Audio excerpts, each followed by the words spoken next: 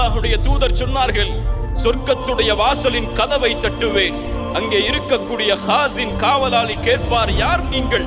அப்போது நான் சொல்லுவேன், அன ரசூலுல்லாஹ், இல்லை, நான் அல்லாஹ்வுடைய ஹபீப், இல்லை.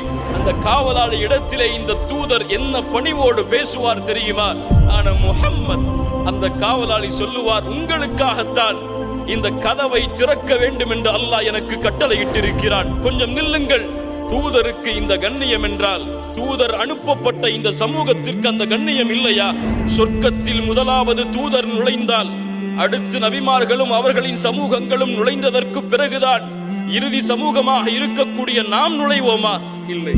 அல்லாஹ்வுடைய தூதர் சொன்னார்கள் ஸல்லல்லாஹு அலைஹி வஸல்லம், நாம் தான் இந்த பூமியில் அனுப்பப்பட்ட சமூகத்தில் இறுதியானவர்கள்.